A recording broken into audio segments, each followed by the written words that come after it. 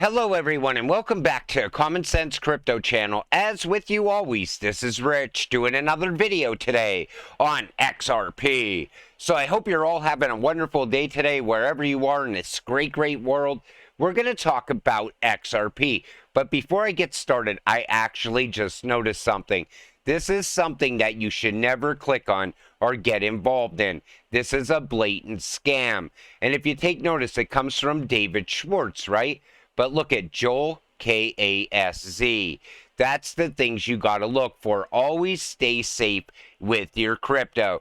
Never lose your crypto to scammers. And once again, in the comment section, never talk to the bots. If I answer you, it'll look like a human is talking to you, not a bot. Their same exact interactions with the bots happen every single time. First you make a comment and then they come back with, great, contact me here at this number. Do not interact with the bots. I can't stress that enough. We're too close for you to lose your crypto now. So Bank of America teams up with Ripple for reshaping cross-border payments.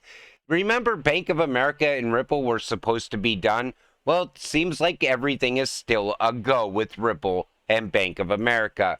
Bank of America recently acknowledged the role of Ripple Labs in the payment sector in the Asia-Pacific region in a separate report. The report emphasizes the importance of blockchain technology in digitizing trade documents and highlights Ripple's potential in revolutionizing cross-border payments. The bank's commendation emphasizes Ripple's ability to provide real-time settlement services, enhancing the efficiency and transparency of cross-border payments. By leveraging its digital asset, XRP, Ripple enables near instantaneous transfers across borders, eliminating the need for intermediaries and significantly reducing transaction costs. So there you have it. Because I know that was all the talk recently because Bank of America was taken off the Ripple site. So Ripple to expand into real estate, top exec reveals revolutionary plans. And you know, that's the next step. Tokenization is going to be big, and I talk about it a lot because I want to show you the importance of it. You know, it's a $770 trillion market. One of the key use cases presented by Welfare during a recent fintech conference in Romania involved the combination of the digital Hong Kong dollar, tokenized real estate, and finance lending protocols. This initiative pilot program aims to allow users to tokenize real estate as collateral for loans, leveraging Ripple's CBDC platform. It's going to go much further than just cross-border payments. Everybody's so focused on that right now. Even ISO, there's people still saying, look, no value came from ISO. You got to realize that takes time to build out. Everything happens, you know, over time. It doesn't just happen just like that. You see the announcement and then you wait. And at some point, XRP is absolutely going to skyrocket, and you better be holding when that happens. FNA plus Ripple. And you see, trusted by the world's leading central banks, financial institutions, and national security organizations. And Ripple is on there. But remember, crypto was a threat to national security. And, you know, that's one of their selling points from the Anticrypto Army, led by Elizabeth Warren. You know, it's like they're trying to get you to sell your crypto. That's what it's all about for them. They want you and me out permanently. They don't want us holding this because they know at some point, all of a sudden, you're going to see utility kick in and XRP is going to skyrocket, and a lot of people are going to get rich from it. And they hate the fact of more people becoming millionaires. Ripple envisions London as the future leading hub for digital currencies. The discussion expanded to encompass the broader implications of digital currencies. Friedman underscored their capacity to simulate financial inclusion, enhance direct person-to-person payments, optimize payment infrastructure, efficiency, fuel innovation, and potentially mitigate environmental impact.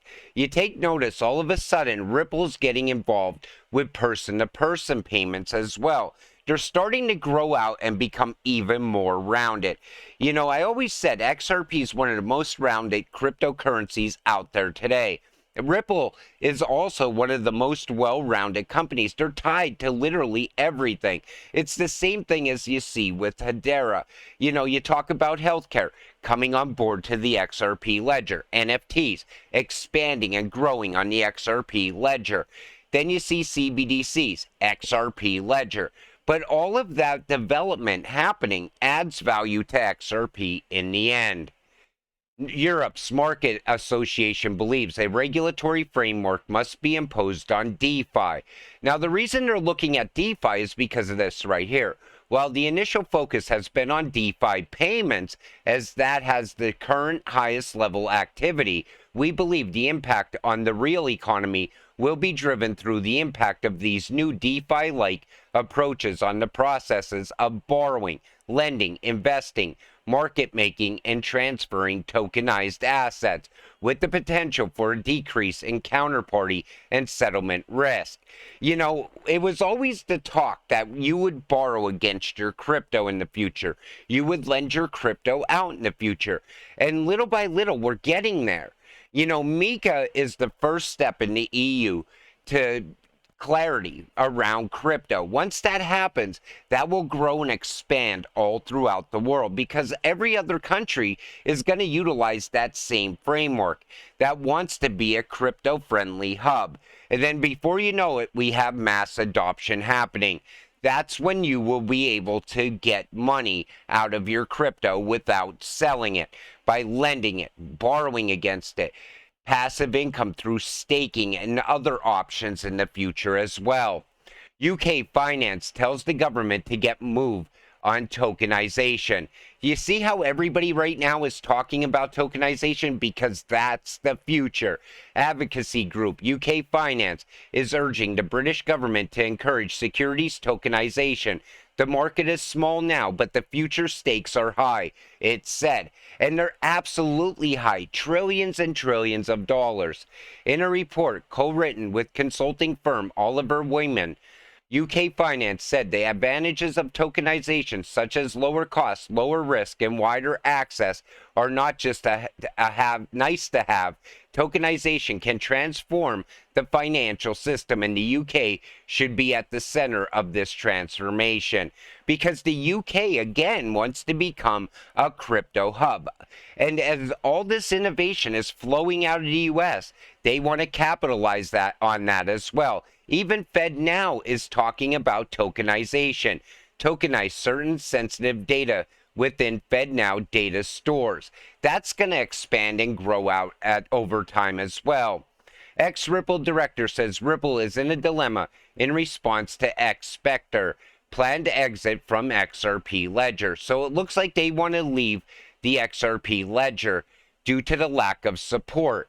But if you read in here, it says, I think Ripple is in a tough situation, as no matter what they do, there could be problems. If they fund too much, then that could be seen as influencing the market, and probably not good with the SEC case. I'm sure Ripple has the money to fund these projects, but if you overfund, it looks like you're trying to push value at the same time. So I'll keep you up to date on what goes on with X-Spectre leaving the XRP ledger. Ripple completes 5 years of global XRP ledger research program. Now, this is very big because, you know, if you're tied in with the university, right, and these universities are big, you know, you're talking about Berkeley and other big schools. Why would they ever teach blockchain if it wasn't the future? So the University Blockchain Research Initiative by Ripple was launched around 5 years ago to support academic research, technical development, and innovation in blockchain and crypto. According, the UBRI made a $50 million philanthropic commitment to leading universities around the world. As part of the initiative, participants who could conduct research in XRP Ledger are given the XRP Ledger grants. Overall, The UBRI is one of the strong proponents of academic research in the crypto market ecosystem. Why would they ever teach the XRP ledger if it wasn't going to be with us in the future, if it was going to be a passing phase? You know, when Brad Garlinghouse talks about 99% of crypto going to zero, he's not talking about XRP. He's not talking about XLM or these utility-driven cryptocurrencies. He's talking about meme coins and cryptocurrencies that have no use case, no growth, nothing happening around it for over time. You know, there's cryptos that start out, they look like great cryptocurrencies, you know, lots of utility. And then all of a sudden, no growth, no building happens, and they die off. The same thing is going to happen in the future. We are no longer going to hear talks about Pepe or SHIB. Doge will probably most likely still be with us thanks to Flare. But other than that, most of these cryptocurrencies will be gone.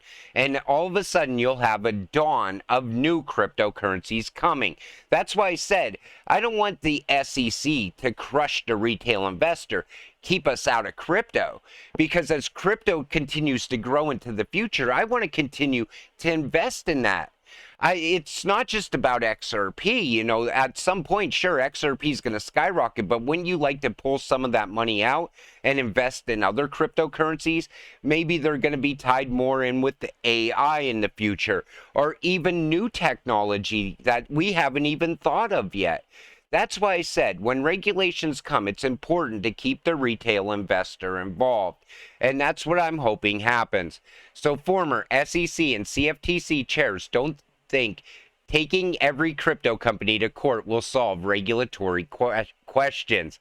Wow, these lawsuits are unlikely to address questions of whether existing laws need to be adjusted to deal with particular features of digital tokens. Clayton and former CFTC chair Timothy Massaud wrote in the Wall Street Journal. And you know, these lawsuits aren't going to give us clarity.